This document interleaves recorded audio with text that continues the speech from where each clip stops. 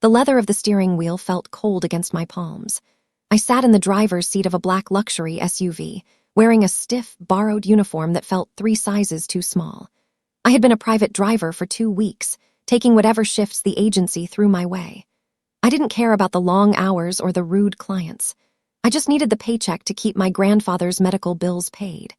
But then, the rear door opened, and a sound I would recognize anywhere filled the cabin. It was a sharp, arrogant laugh, the kind of laugh that used to make me feel small when we were married. Stellan Hale slid into the back seat. He didn't look at me at first. He was too busy adjusting his expensive suit jacket and talking to the 2 colleagues who climbed in after him. He was also holding the hand of a woman I didn't recognize, a sleek, blonde woman wearing a diamond ring that looked far more expensive than the one he had given me. They were all laughing about a business deal they had just closed. My heart hammered against my ribs so hard I thought it might crack. I kept my eyes fixed on the rearview mirror, praying he wouldn't look up. He didn't notice me for the first 5 minutes. He was too busy performing for his friends. But then, as I pulled out of the valet line at the luxury hotel, he caught my eyes in the mirror. He stopped talking mid-sentence. A slow, cruel smirk spread across his face. He didn't look shocked. He looked satisfied. He leaned forward, resting his elbows on the back of my seat so I could smell his expensive cologne. It was the same scent he wore the day he kicked me out of our penthouse with nothing but a suitcase. Well, he said, his voice loud enough for everyone in the car to hear. I told the agency to send their special driver, but I didn't think they'd actually find you, Maelin. His colleagues stopped talking and stared at the back of my head. The blonde woman tilted her head, looking confused. Stellan laughed again, a sound like breaking glass. Don't look so worried, everyone. This is just my ex-wife. It seems she finally found a job that matches her skill level. I hired this specific car today just to see if the rumors were true. I heard you were desperate, but I didn't know you were uniform and minimum wage desperate. I gripped the wheel until my knuckles turned white. I didn't say a word, I just drove. Stellan reached into his pocket and pulled out a handful of loose coins. He reached over and flicked them one by one into the plastic cup holder next to my gear shift. Clink, clink, clink. There's a little something extra for you, he mocked. Since I know how much you struggle with math and money, consider it closure. You used to spend my money, now you can earn it. I wanted to scream, but I just watched the road. I heard him get on his phone a moment later, bragging to someone that his poverty-stricken ex-wife was currently his chauffeur. He called it the best karma he ever ordered. My name is Maelin Rowe, and 3 years ago I thought I was the luckiest woman in the world. I had married Stellan Hale, a man who seemed to have everything: charm, ambition, and a rising empire in the world of high finance. We lived in penthouses that touched the clouds and traveled to cities I had only ever seen in movies. But that life was a lie. I didn't realize back then that I wasn't his partner. I was his favorite accessory. When he decided he wanted a newer model, he didn't just leave me. He dismantled me. The fall happened so fast it gave me vertigo. One day I was hosting dinner parties for CEOs, and the next I was sleeping in a studio apartment with peeling paint and a heater that rattled like a dying animal. Stellan had made sure of it.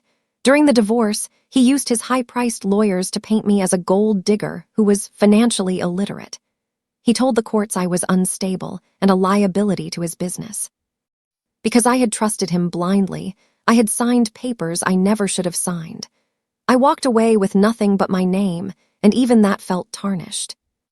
I didn't lose my lifestyle because I was careless with money. I lost it because I chose to believe in the person I loved.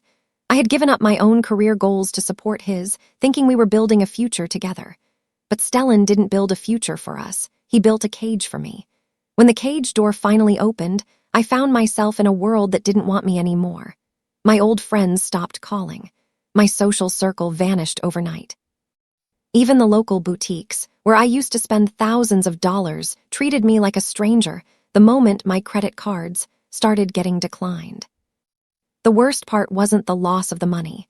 It was the realization that I was truly alone. I had spent years being Mrs. Stellan Hale, and without that title, I felt like a ghost. I spent months trying to find decent work, but Stellan's reach was long. He had whispered in the ears of every influential person in the city. He told them I was lazy, that I had a spending problem, and that hearing me would be a mistake. This wasn't just a breakup. It was a public execution of my reputation. And as I sat in that driver's seat, listening to him mock me, I realized that my own family had been the ones to hand him the axe. The divorce wasn't a private matter. Stellan made sure it was a spectator sport. He didn't just want me gone, he wanted me ruined. Every time we went to court, there was a new story in the local gossip columns about my excessive spending or my lack of contribution to the marriage. He narrated the end of our relationship to anyone who would listen, playing the part of the long-suffering husband who had finally reached his breaking point with a financially illiterate wife. He was a master of manipulation. He didn't just convince the public, he convinced the people who were supposed to love me. I remember the day I went to my mother's house, crying and asking for a place to stay while I figured things out. She didn't offer me a hug. Instead, she sat me down and told me that she had spoken to Stellan. She told me he had shown her records of my irresponsibility. "Maelin," she had said, her voice cold and disappointed. "Stellan worked so hard for that life. You were a liability to him. Maybe he was right to leave. You need to learn the value of $1." It felt like a physical blow to the chest. My own mother was repeating his lies like they were holy scripture. My aunt and my younger brother were no better. They looked at me with pity mixed with disgust, as if my poverty was a contagious disease they didn't want to catch. Stellan had gone to them individually, offering them advice and business opportunities, effectively buying their loyalty. He made them feel like staying by my side would ruin their future by association with a failure. By the time the final papers were signed, I was a pariah in my own family. My brother, who I had helped put through college, wouldn't even return my texts. My aunt started posting cryptic messages on social media about the dangers of entitlement. They all lined up behind Stellan because he was the one with the power and the bank account. They didn't see the woman who had stayed up late helping him with his business plans or the person who had comforted him through his failures. They only saw the useless woman he told them I was. I was alone, penniless, and hunted by the very people who should have protected me. Desperation is a quiet, heavy thing. It settles in your bones and makes every decision feel like a matter of life or death. After being rejected by my mother, I reached out to my Aunt Sarah. I thought surely she would remember how I helped her when her own business was failing years ago. I asked her for a small, temporary loan just to cover my security deposit for a tiny apartment. She agreed, but she didn't do it out of kindness. She did it so she could use my struggle as a platform for her own ego. The next morning, I woke up to find that Aunt Sarah had posted a long, inspirational message on Facebook. She didn't name me, but she didn't have to. She wrote about a certain family member who was a tragic lesson in what happens when women depend entirely on men for their worth. She talked about how she was helping this person, but hoped they would finally learn the hard lesson of humility. The comments were filled with people I knew, all nodding their heads and tusking at my downfall. The humiliation spread faster than the money ever did. I realized then that I couldn't ask them for anything ever again. Every favor from my family came with a price tag of public shame. They didn't want me to get back on my feet. They wanted me to stay on my knees so they could feel superior. I felt like I was drowning in a glass box, and everyone I loved was standing outside, watching the water rise and discussing my poor swimming technique. I needed to disappear from their radar if I was ever going to survive. I needed money, and I needed it fast. Most importantly, I needed it quietly. I couldn't take a job in the corporate world where Stellan had influence. I couldn't work anywhere where my family would see me and start another round of gossip. I needed a job that made me invisible, a job where I was just a face in a uniform, a service provider that no one really looked at. That was when I saw the ad for the private driving agency. They promised anonymity and immediate pay. It was a far cry from the life I once knew, but dignity doesn't pay the rent. People often ask why a woman with my background would take a job as a driver. The answer is simple. I had no dignity left to lose, but I had everything left to protect. While the world saw me as a failed socialite, I saw myself as the last line of defense for the only person who hadn't turned his back on me. My grandfather, Maelin Rowe. He was the patriarch of our family, but since his health had begun to fail, his influence had waned. My mother and aunt treated him like a relic, but to me, he was my only anchor. Evander was staying in a private nursing facility that cost more per month than I had made in the last year. He didn't know about the divorce in detail. I had hidden the worst of it from him to keep his blood pressure down. He knew Stellan and I were separated, but he didn't know that Stellan had stripped me of everything. My grandfather still looked at me with eyes that saw the girl I used to be, the one who was brave, smart, and capable. "Don't let them make you small, Maelin," he would whisper during my visits. He was the only one who still believed in me. Medical bills and the facility costs were mounting. I was terrified that if I didn't keep up the payments, they would move him to a state-run home where he wouldn't get the care he needed. That was why I took the driver job. It was grueling work. I drove through rain, snow, and the dead of night. I dealt with drunk businessmen and entitled teenagers. I wore the black suit and the cap, kept my head down, and collected my checks. It was enough to keep the facility from calling me about overdue balances. But then the universe decided to play a cruel joke. One Tuesday afternoon, the agency's app chirped with a priority request. It was a long-term booking for a high-profile client who wanted a specific route through the financial district. I accepted it without looking at the name. When I arrived at the pickup location, the very office building Stellan had built with my help, I saw him standing on the curb. He wasn't alone. He was surrounded by cameras and colleagues, looking like the king of the world. My heart stopped. I was his assigned driver. Stellan realized the power he had the moment he saw me behind the wheel that first day. Instead of being a one-time coincidence, he began requesting me specifically. He found out my employee ID and used his platinum status with the agency to ensure that whenever he needed a car, I was the one sent to his door. He knew the agency's policy. If a driver refused a specific client request without a valid safety reason, they could be suspended or fired. He had me trapped in a loop of daily humiliation. He started making me drive him to places that he knew would hurt the most. On Wednesday, it was the French bistro where he had proposed to me. I had to sit in the car and watch through the window as he laughed with his new business partners in the very booth we used to call ours. On Thursday, he made me drive him to the private country club that had revoked my membership the day the divorce was finalized. The valet, who used to greet me by name, looked at my uniform with a mixture of shock and pity as he opened the back door for Stellan. Every ride was an exercise in psychological warfare. Stellan would talk loudly on his phone about his latest conquests, both in business and in his personal life. He would describe the expensive gifts he was buying his new fiancée, detailing the carrots and the designers, knowing I was listening to every word. "It's so nice to be with someone who actually understands the value of my time," he said during one ride, looking directly at me in the mirror. "Someone who isn't just a weight around my neck." The cliffhanger came on Friday evening. He told me we had a special pickup before heading to dinner. I drove to a high-end apartment complex and out-walked his fiancée. She was draped in a fur coat that probably cost more than my grandfather's entire year of care. She slid into the back seat next to Stellan, and he didn't even wait for the door to close before he told her exactly who was driving them. He wanted to see if he could break me in front of an audience. The fiancée's name was Bianca. She didn't just join the game, she excelled at it. When Stellan introduced me as his ex-wife-turned-employee, she didn't look uncomfortable. She let out a soft, tinkling laugh that sounded like it had been practiced in a mirror. "Oh, Stellan," she said, leaning forward to get a better look at me. "You didn't tell me she was so dedicated to her new career. It's actually quite inspiring to see someone embrace their true calling." She spent the entire ride asking me questions that were designed to highlight my poverty. She asked if the uniform was itchy, if I missed the feel of silk against my skin, and if I found it difficult to adjust to the service industry after being a lady of leisure for so long. Stellan didn't say a word.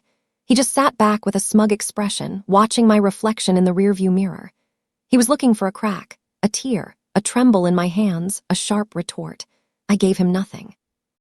I kept my eyes on the road, and my voice level. "It's a job, ma'am," I replied when she asked if I missed my old life. "And work is never something to be ashamed of." My heart was screaming, but my voice was cold stone. I could see Stellan's eyes narrow. He didn't like that I wasn't crying. He wanted a broken woman, but all he got was a professional driver. He wanted to be the son I revolved around, even if it was just to feel the heat of his scorn. By remaining calm, I was denying him the satisfaction of his own cruelty. When we arrived at the restaurant, Bianca did something that even Stellan didn't expect. As she stepped out of the car, she pulled $100 bill from her clutch. She didn't hand it to me. She dropped it onto the driver's seat as if she didn't want to touch my hand. "Take this, honey," she said with a fake pout. "Buy yourself some better shoes. Those look like they've seen better decades. I'd hate for people to think Stellan's driver is as poor as she looks." She tipped me more than he did, not out of generosity, but as a final, sharp insult. The following week, Stellan's cruelty reached a new peak of irony. He requested a pickup for a Saturday evening. I arrived at his penthouse, and he was dressed in a tuxedo that probably cost $10,000. He informed me that I would be driving him to a high-profile charity gala. The theme of the night was women rising, uplifting the vulnerable. I had to bite my tongue to keep from laughing at the sheer hypocrisy of it. The gala was held at the city's grandest ballroom. As we arrived, the red carpet was lined with photographers and socialites. I pulled the SUV up to the entrance, and I saw several people I used to call friends. I kept my cap low, hoping the shadow would hide my face, but Stellan had other plans. He took his time getting out, making sure the valet stayed back so I would have to be the one to open his door. "Be a dear and wait right here," he said, loud enough for a nearby reporter to hear. I wouldn't want to have to call a different car when I'm done being a philanthropist. I was forced to park in the service-only zone, which was a dark, cold alleyway behind the ballroom. While the elite of the city drank champagne and discussed resilience and empowering women inside, I sat in the freezing car, rubbing my hands together to keep them from going numb. I could hear the muffled sounds of music and cheering from inside. At one point, the heavy double doors opened for a moment, and I heard the sound of a microphone. It was Stellan. He was giving a speech. "We must remember those who have fallen," Stellan's voice boomed through the speakers. "Those who, through their own poor choices, have lost their way. We must provide them with the structure they need to survive." I knew he was talking about me. He was using my downfall as a private joke for the people in that room who knew our history. He was turning my struggle into a prop for his own public image. But the real blow came when I heard him mention my name during a formal toast. He didn't just use my story. He used my identity to make himself look like a saint. The sound of his voice through the speakers made my stomach turn. He was talking about the burden of supporting those who cannot support themselves. I knew exactly who he was referring to. He was painting himself as the man who had tried to save a lost soul, but was eventually forced to let go for the sake of his own well-being. Laughter rippled through the ballroom after he made a joke about a certain someone who preferred the driver's seat to the boardroom. My knuckles ached from how hard I was gripping the steering wheel. I sat there in the dark, feeling the weight of the city's mockery. I was a punchline in a room where I used to be a guest. I felt like the last 3 years had been a slow-motion car crash, and I was just now seeing the wreckage. I wondered if my mother and aunt were in there, sipping expensive wine and nodding along as Stellan turned my life into a cautionary tale. The cold seemed to seep into my very soul. I felt smaller than I ever had in my life. Then my phone lit up in the cup holder. I expected a notification from the agency or a bill alert. Instead, it was a text message. It was from my grandfather, Evander. He rarely texted because his hands shook, but he had managed to send 4 words. "Are you okay, Maelin?" It was as if he could feel my distress across the miles. He didn't ask where I was or what I was doing. He just asked if I was okay. Tears finally blurred my vision. My grandfather was the only person who still saw me as a human being and not a failure or a victim. I realized then that I couldn't let Stellan win. If I broke, then Stellan would be right. If I gave up, I would be the woman he told everyone I was. I wiped my eyes and took a deep breath. "I'm okay, Grandpa," I typed back, my fingers trembling. "I'm just working. I'll see you soon." I didn't know then that he was already starting to move pieces on a chessboard I didn't even know existed. The next time I visited Evander, the atmosphere in his room was different. Usually he was tired and focused on his physical therapy, but today he was sitting up, his eyes sharp and alert. He looked at me for a long time before he spoke. "Maelin," he said softly, "tell me about this driving job. Tell me about the people you're driving." I tried to brush it off, giving him the same vague answers I always did. I told him the pay was good and the hours were flexible. But Evander wasn't having it. He had always been a man who could see through a lie from a mile away. "I heard from your mother," he said, and my heart sank. "She was laughing about something Stellan told her, something about you being his personal chauffeur." He paused, his jaw tightening. "Is it true? Is that man using you to entertain his friends? I couldn't lie to him anymore. I looked down at my lap and nodded. I told him everything. The coins, Bianca, the gala, and the way the rest of the family was cheering Stellan on. Evander didn't explode in anger. He became very, very quiet. That was always more terrifying than his yelling. He asked me very specific, careful questions. He wanted to know about Stellan's business, about the bank he used, and about the recent acquisitions Stellan had been bragging about in the back of my car. I told him what I could remember. I had heard Stellan talking about a major summit and a massive deal that would solidify his empire forever. And the bank? Evander asked. Does he still use the same private firm my father helped found? I told him yes. Stellan often had me drive him to the main branch downtown. Evander nodded slowly, a strange look in his eyes. He asked me for the name of Stellan's lead banker, a man named Mr. Henderson. I gave it to him, wondering why he cared about the details of Stellan's finances. Before I left, Evander took my hand. You've been a very brave girl, Maelin. You've survived the test. Now, it's time for the lesson to begin. While I was focused on surviving Stellan's daily insults, my own family was setting a new trap. My younger brother, Leo, called me on a Tuesday evening. He sounded uncharacteristically kind. He told me he felt bad about how things had been going and wanted to offer me a sibling loan to help me get a better car so I wouldn't have to work for the agency anymore. I was hesitant, but I was also desperate. I thought maybe, just maybe, he was finally waking up to how cruel they had all been. I accepted the loan, a few $1,000s, and used it to pay off my mounting debts and repair the old car I used for my personal errands. But 2 weeks later, Leo called again. His voice was no longer kind. It was sharp and demanding. He told me he needed the full amount back immediately for an emergency investment. I told him I didn't have it yet, that we had agreed on a 6-month repayment plan. I don't care what we agreed on, he snapped. I need my money. If you can't pay, I'll have to tell Mom you're stealing from me. When I started to panic, explaining that I was barely staying afloat, he laughed. It was the same cold laugh Stellan used. You know, Maelin, you really should have married better. If you hadn't been such a failure of a wife, you wouldn't be in this position. Stellan warned us you'd try to bleed us dry. It was a setup. He had given me the money just so he could demand it back and humiliate me when I couldn't produce it. He was playing his part in Stellan's game of breaking Maelin. I realized then that my family was actually coordinating with Stellan. They were sharing information about my struggles and finding new ways to put me under pressure.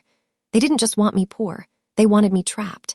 They wanted to prove that without Stellan, I was nothing. I sat in my dark apartment, realizing that everyone I had ever loved was now an enemy. I felt like a gazelle being hunted by a pack of wolves that used to be my protectors. I had never felt more alone in my life. The pressure finally reached a breaking point on a Thursday afternoon.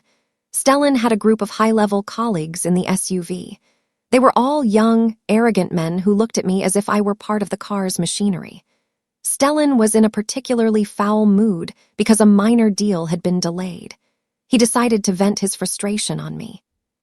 He spent the entire 30-minute drive calling me his most affordable employee and making jokes about how he should start charging me for the business advice he gave me through the glass partition. At one point, he leaned forward and tapped on the glass. Hey, Maelin, tell my friends how it feels to go from the penthouse to the gutter. Does the uniform make you feel like you've finally found your place in the world? One of his colleagues chuckled, but the others looked a bit uncomfortable. Stellan didn't care. He was enjoying himself too much. I think she likes it, he continued. She was always better at following orders than having an original thought anyway. I pulled the car over to the curb at their destination and walked around to open the door. As Stellan stepped out, he looked me up and down with utter contempt. You look tired, Maelin. Maybe you should quit.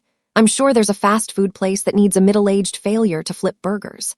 I stood there, my head bowed, feeling the eyes of the city on me. I considered quitting right then and there. I considered throwing the keys in his face and walking into the sunset. But I thought of the nursing home bills. I thought of Evander. That night, as if the universe knew I was at my limit, I got a call from the nursing home. Evander had collapsed. He was being rushed to the hospital. I didn't even change out of my uniform. I drove straight to the emergency room, my heart in my throat. I couldn't lose him. He was the only thing I had left. As I sat in the waiting room, still wearing the black driver's suit that Stellan had mocked, I felt like the world was finally closing in on me for good. When I was finally allowed into the hospital room, Evander looked small and frail among the white sheets and humming machines. But when he opened his eyes and saw me, a spark of the old strength returned. He reached out and took my hand, his grip surprisingly firm. "I'm sorry, Maelin," he whispered, his voice raspy. I told him he had nothing to be sorry for, but he shook his head.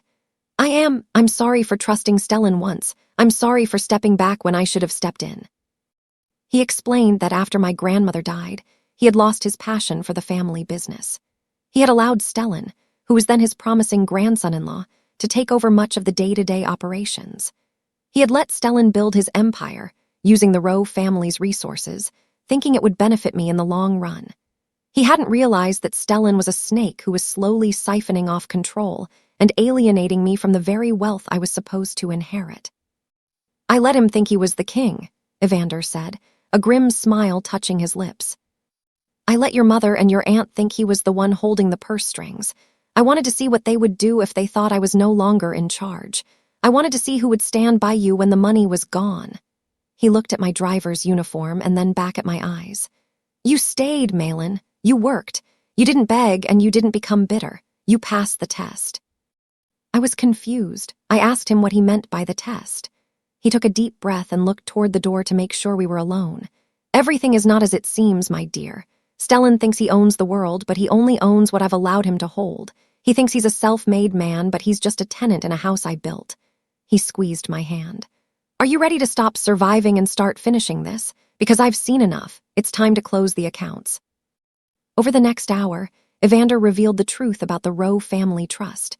It was a complex, multi-layered legal entity that his father had established decades ago. When Stellan married me, Evander had granted him managed access to the trust's assets to build his investment firm. To the outside world, and even to Stellan himself, it looked like Stellan had full control. He had built his reputation and his empire on the back of that capital. But there was a catch, a very specific, very legal catch. "The trust has safety clauses, Maelin," Evander explained. "One of them states that the management of the assets can be revoked at any time by the patriarch if the reputation of the Rowe name is being tarnished, or if the primary beneficiary, that's you, is being intentionally harmed." Stellan had been so arrogant that he never looked at the fine print. He thought the old man was too senile to understand the modern financial world. He thought he had outsmarted the person who had actually given him everything. Evander had spent the last few months, while I was driving Stellan around, quietly gathering evidence. He had documented Stellan's public humiliation of me. He had records of the way Stellan had manipulated the rest of the family. He had even used his old connections at the bank, the very bank Stellan bragged about, to keep an eye on every transaction Stellan made. He had been waiting for the moment when Stellan's cruelty peaked, and that moment was here. "He thinks he's going to a business summit this weekend to finalize his biggest acquisition yet," Evander said, his eyes flashing with a cold fire. "He's leveraged everything he has against the trust's assets to make this deal happen. He's vulnerable, Maelin. He's arrogant and overextended." He looked at me, a challenge in his gaze. "He wants you to drive him to that summit. He wants you there to witness his greatest triumph. I want you to go. I want you to be there to witness his greatest fall." The next morning, Evander was discharged from the hospital. He seemed to have a new lease on life. He insisted that we wait just a few more days before taking action. He wanted to see one last thing. "Cruelty has a way of revealing a person's entire soul when they think there are no consequences," he said. "I want to see who else in this family chooses the bully over the victim when the stakes are at their highest." He was giving my mother, my aunt, and my brother one last chance to do the right thing. They didn't. When I called my mother to tell her grandpa had been in the hospital, her first question wasn't about his health. It was about whether his condition would affect the family's standing at the upcoming business summit. She told me to stay out of the way, so I wouldn't embarrass the family in front of Stellan's guests. My aunt sent a text saying she was too busy with a gala committee to visit the hospital. They were all so blinded by the reflected light of Stellan's supposed power that they couldn't see the man who actually held it. Then the final request came in. Stellan messaged the agency, requesting me for a 3-day booking. I was to drive him, Bianca, and several key investors to a mountain resort for the high-profile business summit. This was the event he had been bragging about for weeks. If this deal went through, Stellan would be one of the wealthiest men in the country. He wanted me there to see him sign the papers. He wanted to make sure I knew exactly what I had lost by not being his wife anymore. I went to see Evander one last time before the trip. He was sitting in his study, a glass of water and a telephone in front of him. He looked at me and nodded. "Go, Maelin, keep your head high. Don't say a word about what we discussed. Just drive." As I walked out the door, I heard him pick up the phone. "Mr. Henderson, this is Evander Rowe. I believe it's time to trigger the safety clauses. Yes, all of them, effective immediately." The trap was set. The drive to the mountain resort was 4 hours of pure, concentrated arrogance.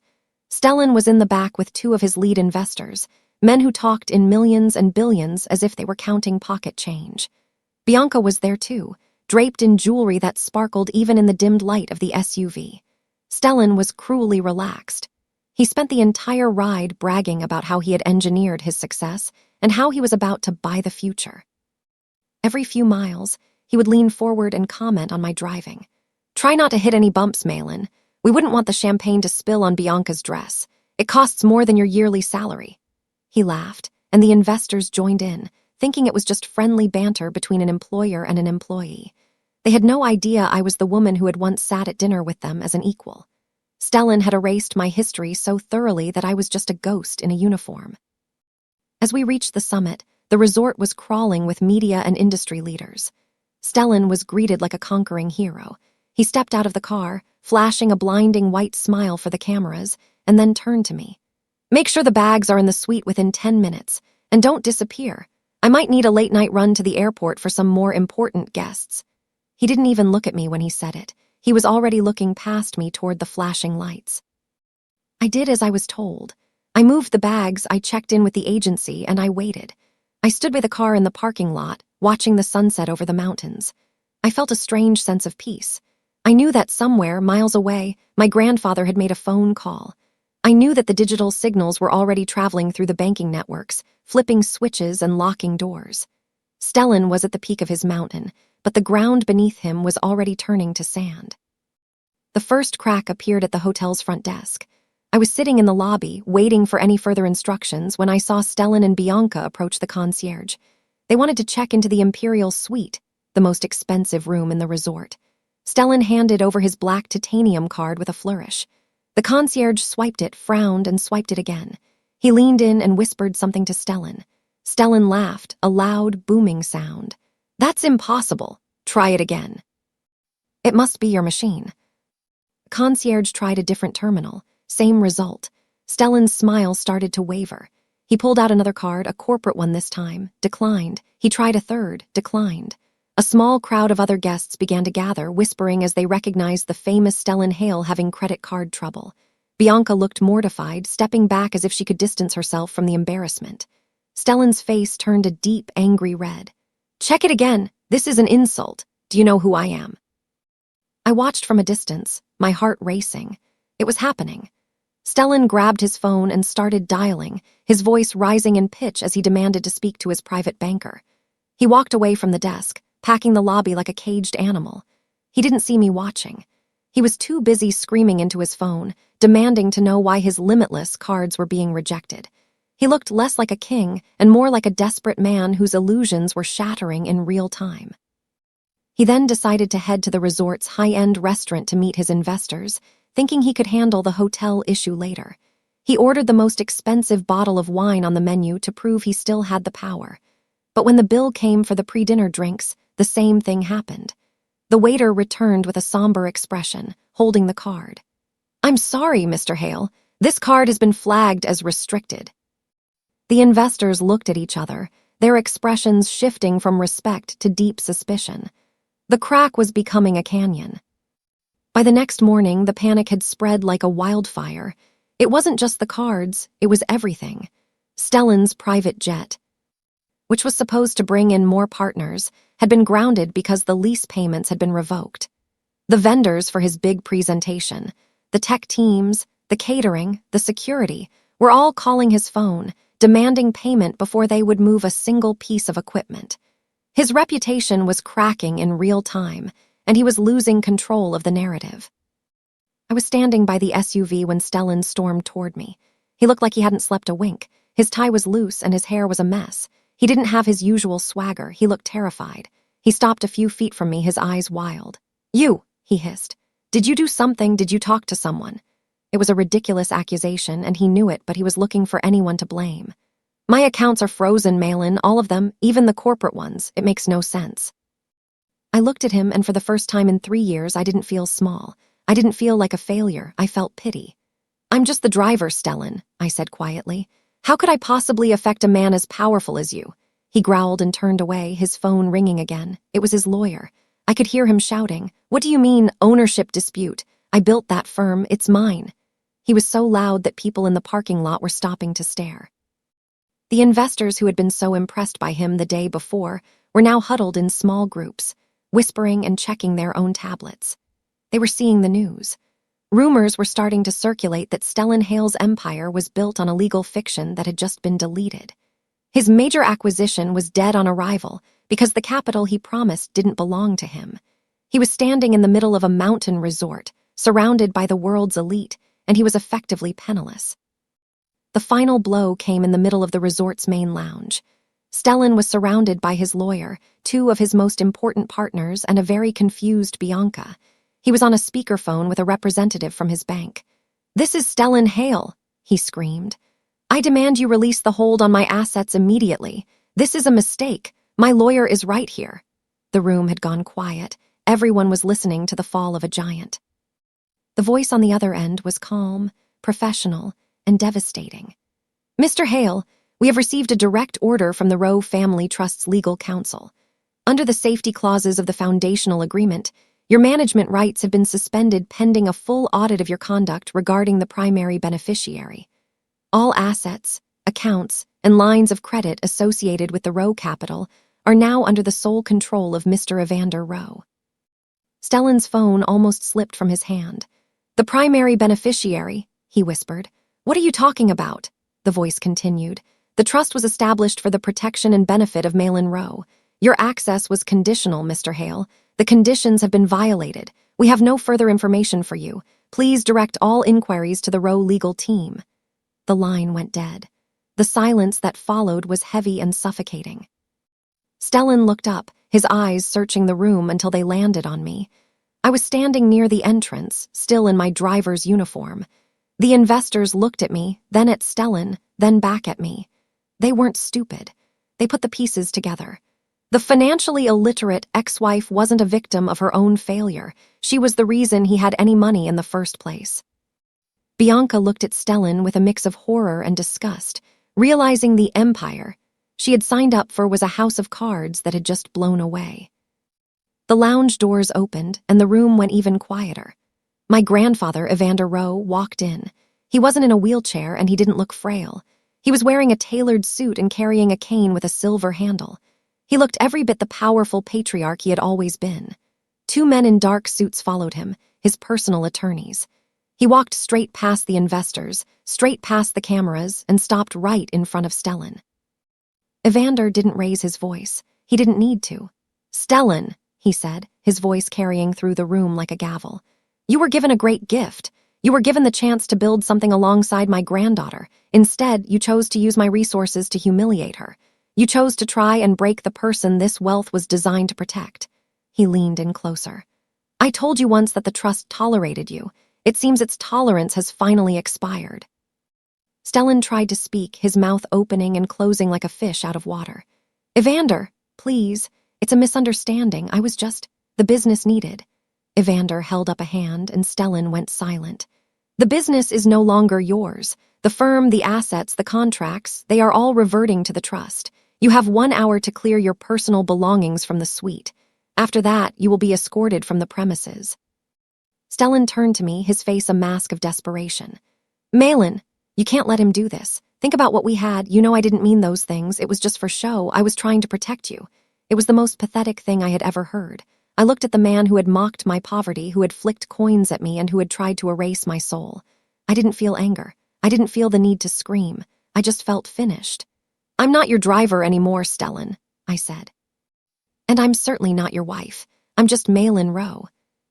The fall happened loudly, just as Stellan's rise had. Within hours, the news of his financial collapse was the top story in the business world. The acquisition of the century was officially canceled.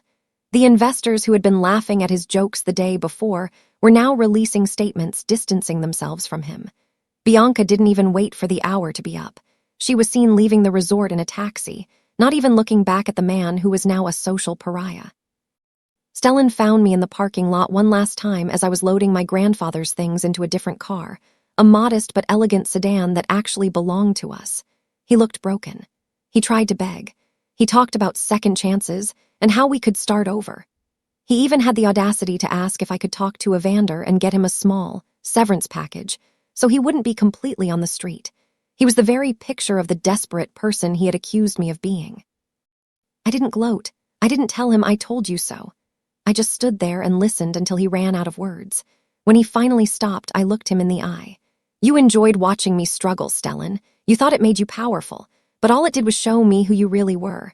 I survived everything you threw at me because I had something you'll never have, self-respect.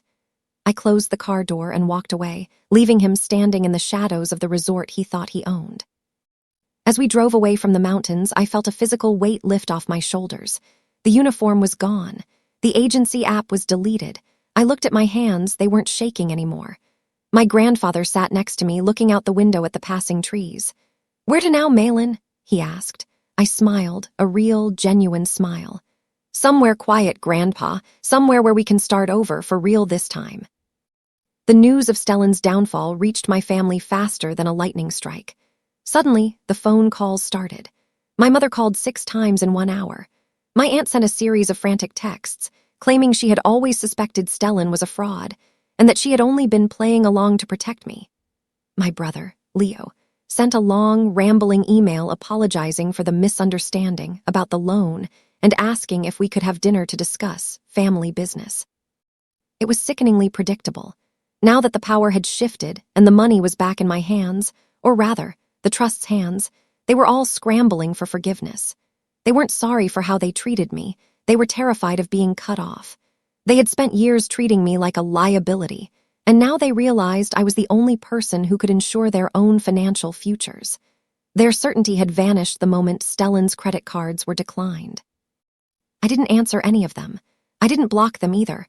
I just let the phone ring. I wanted them to sit in their own anxiety for a while. I wanted them to feel the same uncertainty I had felt every night in my peeling paint studio. I wanted them to realize that loyalty isn't something you can flip like a switch when the wind changes. They had shown me their true colors, and I wasn't going to pretend I hadn't seen them. Evander agreed.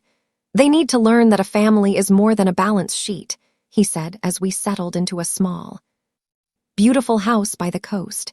He had decided to officially name me as the sole trustee of the Rowe estate, with him acting as a senior advisor. I was no longer a driver, and I was no longer a socialite. I was a woman with a future I could finally control. But first, I had some unfinished business with my past. A week later, I agreed to meet my mother and aunt at a quiet cafe. They arrived looking nervous, dressed in their best clothes as if they were trying to impress a banker. They spent the first 10 minutes overcompensating, telling me how proud they were of me for handling the situation with such grace. They tried to act as if the last 3 years hadn't happened, as if we were all still on the same side. When they finally got to the point asking about the restructuring of the family trust, I stopped them. "I remember every word you said to me," I told my mother. "I remember you telling me I was a liability. I remember Aunt Sarah posting about my humility online for likes. I remember Leo trying to trap me with a loan." They both went silent, their faces turning pale. "The trust will continue to provide for your basic needs," I said, my voice firm. "But the days of luxury and status at my expense are over. You wanted me to learn the value of $1. Now it's your turn." I told them that their monthly allowances would be reduced to a modest amount, enough to live on, but not enough to fund the lifestyle they had used to mock me. If they wanted more, they would have to find work, just as I had. The look of horror on my aunt's face was almost comical. They tried to argue, to plead, to play the family card, but I just stood up and placed the bill for the coffee on the table. "I'm choosing a new life now," I said. "One built on quiet security and self-respect. You're welcome to be a part of it, but only if you can learn to be family instead of predators." I walked out of the cafe without looking back. It wasn't about revenge, it was about boundaries. I was finally narrating my own story, and I was starting by cutting out the characters who didn't deserve a speaking role. Life after the summit was different than I expected. I didn't go back to the world of high society galas and women rising speeches. I didn't buy a fleet of luxury cars or a penthouse. Instead, I moved with Evander to the coast. We bought a small, honest house with a garden that faced the ocean. I spent my days learning the intricacies of the trust, making sure the money was actually going to help people who were in the position I had once been in. I started a small foundation, nothing flashy, just a quiet organization that provided legal and financial aid to women who were being dismantled by powerful ex-husbands. I used my experience to make sure no one else had to go through what I did alone. It felt more fulfilling than any business deal Stellan had ever closed. I was finally using the Rowe name for something that mattered. Stellan's world continued to collapse. Without the trust's backing, his firm was hit with a barrage of lawsuits. He ended up losing his penthouse, his cars, and his reputation. The last I heard, he was living in a small apartment in a different city, trying to rebuild his career from the bottom. But the financial world has a long memory, and his titan's status was gone forever. He had become the very thing he feared most, ordinary. As for me, I finally felt like I could breathe. The air at the coast was salty and fresh, and for the first time in my adult life, I wasn't waiting for the other shoe to drop. I wasn't defined by who I was married to or what my family thought of me. I was just Maelin. I had my grandfather, I had my work, and I had my peace. No one got to narrate my story anymore. I was the one holding the pen. The morning sun was warm on my face as I walked out to the driveway. In front of me wasn't a luxury SUV or a borrowed uniform. It was my own car, a simple, reliable vehicle that I had bought with my own earnings. I slid into the driver's seat, but this time, there was no glass partition. There was no one in the back seat throwing coins or mocking my shoes. There was only the sound of the ocean and the quiet hum of the engine. I rolled the windows down and took a deep breath. The silence was peaceful. I thought about the last few years, the pain, the humiliation, and the long nights behind the wheel. I realized that Stellan's world had collapsed because he thought humiliation was a tool he could use without consequence. He thought that making people small made him big. But true power isn't about how much you can take from someone. It's about what you can survive when everything is taken from you. My world had grown because I refused to become bitter. I had taken the closure Stellan tried to force on me and turned it into a foundation for something better. I had learned that my worth wasn't tied to a bank account or a social circle. It was tied to the fact that even when I was at my lowest, I never stopped being a person of integrity. I was driving now, not because I had to, but because I wanted to. Some people think revenge is about destruction, about watching your enemies burn until there's nothing left. But as I drove down the coastal road, the wind in my hair and the future wide open before me, I knew better. For me, revenge wasn't about him at all. It was simply about not being small anymore. It was about taking the wheel of my own life and driving toward a future that they no longer got to touch. And as the road stretched out ahead of me, I knew I was finally home.